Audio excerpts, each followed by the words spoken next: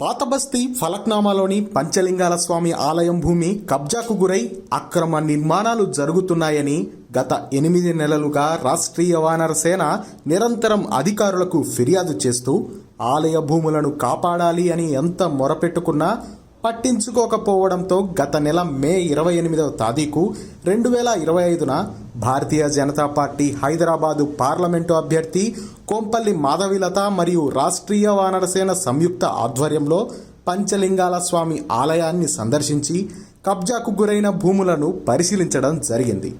June 9వ తారీఖు 2025న హైదరాబాదు కలెక్టరేట్లో ప్రజావాణిలో భాగంగా కలెక్టర్ గారిని కలిసి పంచలింగాల ఆలయ భూమిలో అక్రమ నిర్మాణాలను తొలగించాలని ఫిర్యాదు చేసి వినతి పత్రం ఇచ్చి కలెక్టర్ గారిని లిఖితపూర్వక హామీని కోరడం జరిగింది.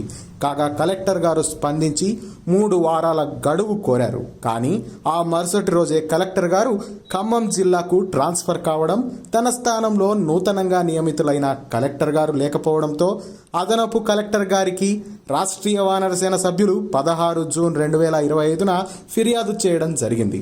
అదనపు కలెక్టర్ గారు స్పందించి 3 రోజుల గడువు కోరారు. సత్వరమే చర్యలు తీసుకోకపోతే రాష్ట్రీయ వానరసేన పంచలింగాల స్వామి దేవాలయ భూమిని కాపాడే ఉద్యమాన్ని పతాక స్థాయికి తీసుకువెళ్లడానికి వెనుకాడమని తెలంగాణలోని ప్రస్తుత కాంగ్రెస్ ప్రభుత్వాన్ని హెచ్చరించింది.